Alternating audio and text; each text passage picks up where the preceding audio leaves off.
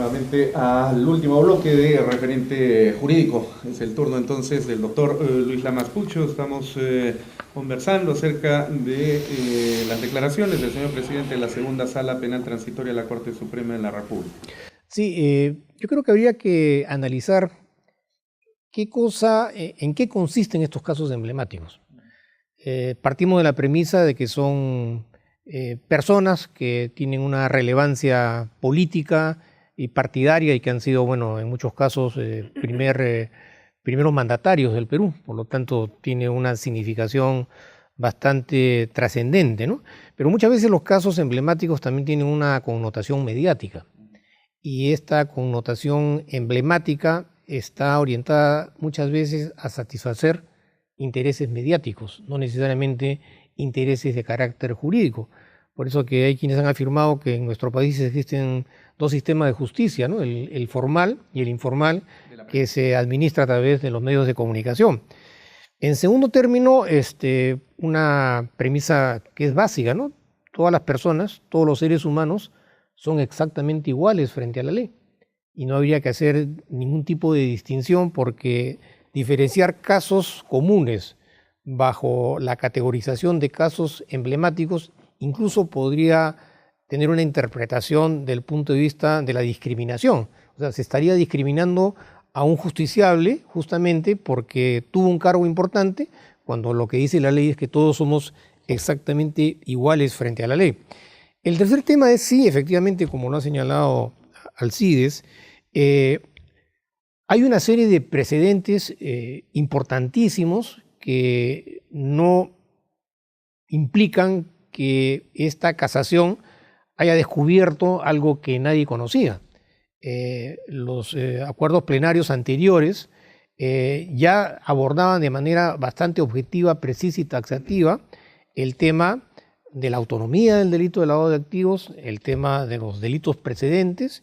Y si nosotros leemos lo que está establecido, por ejemplo, en el numeral 30, 31 y 32 del acuerdo plenario número 3, vamos a darnos cuenta de que persiste la confusión de carácter procesal y sustantiva en cuanto a la autonomía o no autonomía del delito de lavado de activos. Entonces, a buena hora que se ha producido esta casación, porque esta casación necesariamente tiene que implicar esclarecer temas para efectos de beneficio de toda la sociedad, tanto en lo que significa los graves riesgos de la legitimación de capitales, como también las garantías de carácter procesal para todos los justiciables. Entonces, esta casación, más allá de algunas discrepancias, ha puesto sobre el tapete un tema que tiene necesariamente que ser resuelto.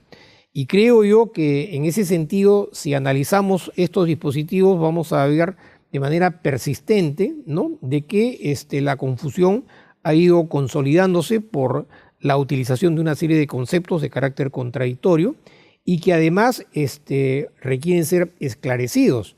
Y creo yo que una posibilidad de contribuir a esclarecer este tema sería aumentar los rangos de prueba, ¿no? Porque al final de cuentas, para que una persona pueda ser condenada, tiene que demostrarse que la persona es responsable del delito y la única manera de demostrarlo es a través de las pruebas. El problema surge en que en este tipo de actividades muchas veces no existen las pruebas directas y hay que recurrir a la prueba indiciaria. Y la prueba indiciaria es una metodología interpretativa.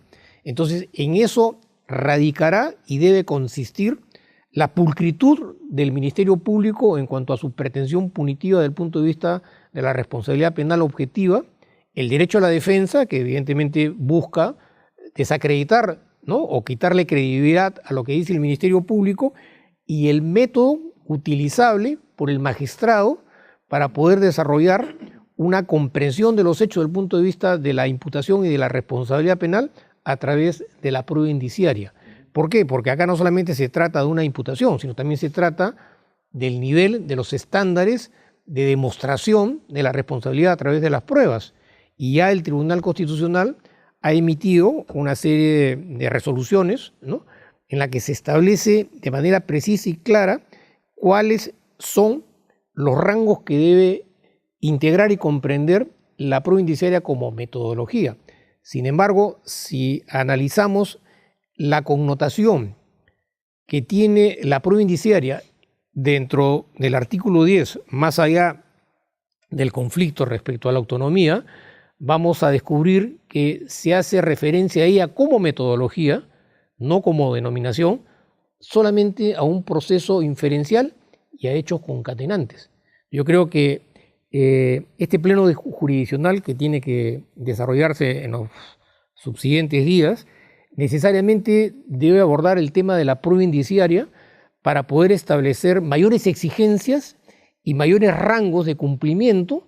¿Por qué? Porque es a través justamente de la prueba que se puede demostrar si una persona es culpable o no es culpable. Es decir, si yo tengo pruebas indirectas, pruebas indiciarias, y como magistrado hago toda una interpretación de esos elementos indiciarios para generar suficiente convicción y a partir de ahí condenar, evidentemente que estoy subiendo los estándares de exigencia, tanto en lo que respecta al rol y la importancia que tiene el Ministerio Público, como también al rol que cumple la defensa. Entonces, aumentar los niveles de exigencia en el tema de la prueba indiciaria me parece que sería un tema importante, ¿no? Muy bien.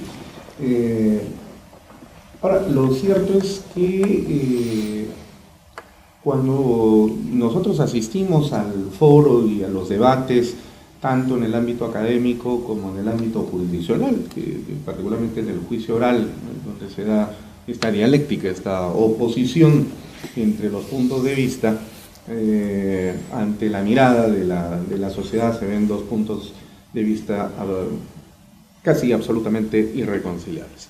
Pero como se ha manifestado precisamente en esta conversación, el programa del día de hoy, quizás el tema tenga que ver por ir aterrizando algunos consensos en cuanto a la interpretación y definición de algunos conceptos centrales, como por ejemplo el concepto de autonomía, si tiene un carácter procesal, si tiene un carácter objetivo desde el punto de vista de la tipicidad. Y esa sería la mejor conclusión a la que podríamos quizás arribar en este momento sobre este particular. Y es algo que definitivamente se ha tratado en la sesión de este pleno jurisdiccional del día lunes 2 de octubre pasado. De modo tal que entonces aquí también nosotros vamos a obtener nuestras conclusiones. Entonces, para cerrar ya el programa, ¿cuáles serían sus primeras conclusiones sobre el particular y qué cree usted o qué espera de los resultados de este pleno que se ha llevado a cabo hace unos días atrás y que definitivamente usted está esperando, ¿no? Bueno, creo que vamos a tener que usar en parte la metodología de Hombres de Negro 3. Estemos de acuerdo en no estar de acuerdo. Creo que eso es importante. Pero antes de ese estar de acuerdo en no estar de acuerdo, creo que puedo señalar, espero no equivocarme, acuerdos en los que sí estamos de acuerdo.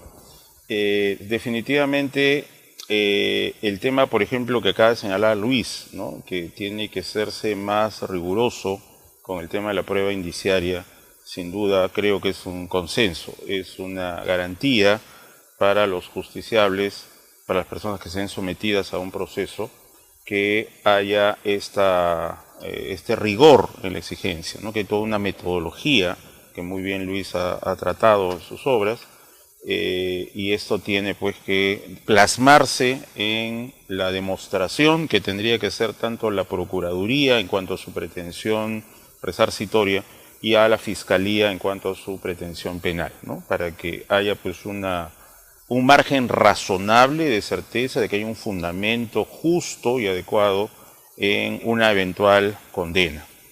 Creo que también podríamos llegar haciendo este análisis conjunto entre todo el marco internacional que el Decreto Legislativo 1249 ha plasmado, ¿no?, todas esas exigencias de control, datos que hay que reportar a las autoridades, etcétera.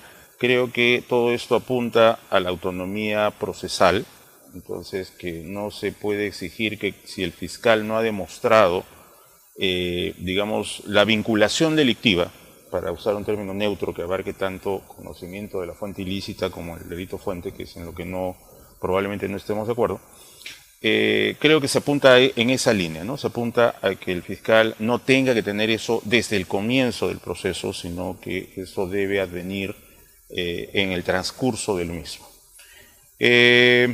Un tema que, bueno, no hemos conversado y que quedará pendiente para otra ocasión es el tema de si el listado del 10 es un listado cerrado, es un listado abierto, si es que hay algún fundamento para esta limitación que ha hecho la casación, de que solamente algunos delitos que se deben considerar graves son los que pueden ser delito fuente. Otro tema que probablemente tampoco estemos de acuerdo es si este delito fuente señalado en el 10 debe ser una constatación objetiva o debe ser un conocimiento directo y positivo de parte del que va a ser condenado por lavado. Esto, como digo, hasta el propio acuerdo plenario 3/2011 no tiene una claridad, digamos, rotunda sobre el tema, y esperemos que los resultados del pleno que se acaba de producir nos den luces al respecto. Y lo que queda, pues, definitivamente para la discusión en su momento es el tema del famoso delito fuente. ¿Es delito fuente o es conocimiento del origen ilícito?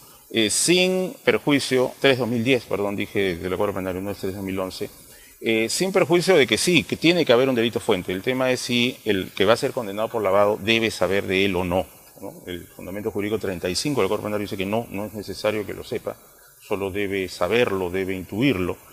Y bueno, creo que por ahí podríamos llegar a cerrar este programa con esos consensos, sin perjuicio de lo que señale Luis. Muchas gracias, doctor Alcides Chinchay. Su turno, sí, esta parte final, doctor. Sí, efectivamente, hay temas que van a requerir de todas maneras la necesidad de que sean esclarecidos.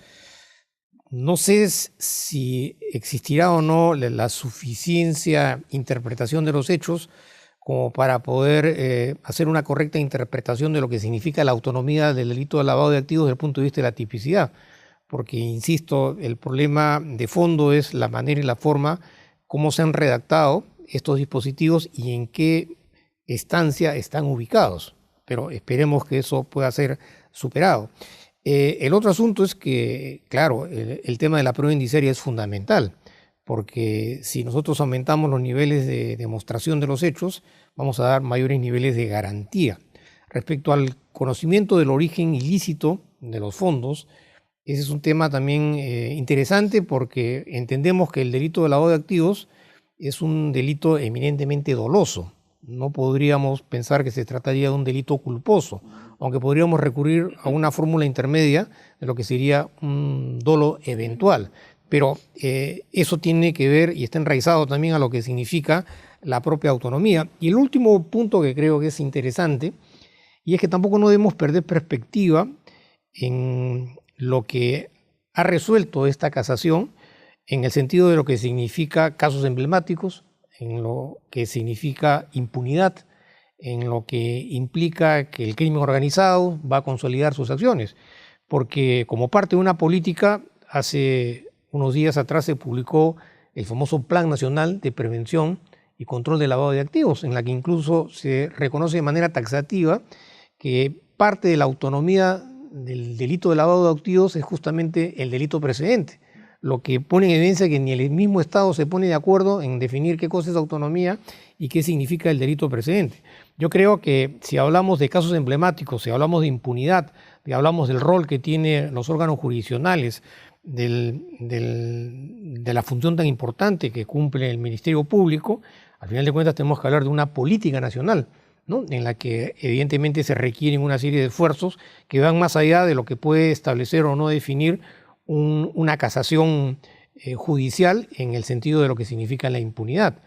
Se requeriría, si hablamos de impunidad y de casos emblemáticos, plantear otro tipo de reformas que no necesariamente están entendidas como una reforma de carácter jurídico, ¿no? Que debe corresponder a una política de Estado para que la sociedad y los órganos de control, el Parlamento, el Poder Ejecutivo, tengan un rol más protagónico en hechos de esta naturaleza, porque claro, si hablamos de impunidad, ¿cómo podemos entender, por ejemplo, que el Ejecutivo ha promulgado un decreto legislativo a través del cual se permite la repatriación de capitales de paraísos financieros, ¿no?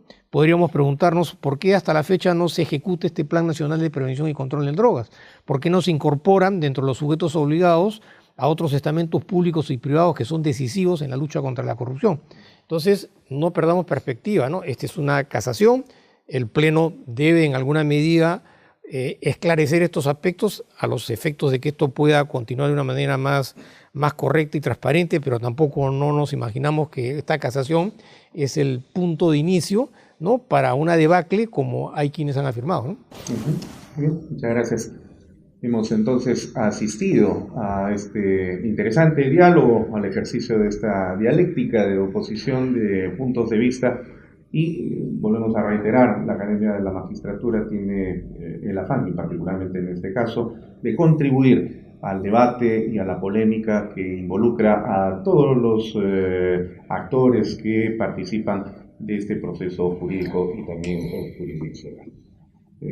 Queremos agradecer en consecuencia la participación el día de hoy en este programa especial que transmitimos desde la Academia de la Magistratura al doctor Alcides Chinchay Castillo, fiscal adjunto supremo del Ministerio Público, profesor universitario y profesor de la Academia de la Magistratura, y también al doctor Luis Lamas Pucho, reconocido jurista y especialista en delitos de lavado de activos, así como también un excelente catedrático y profesor de nuestra casa de estudios.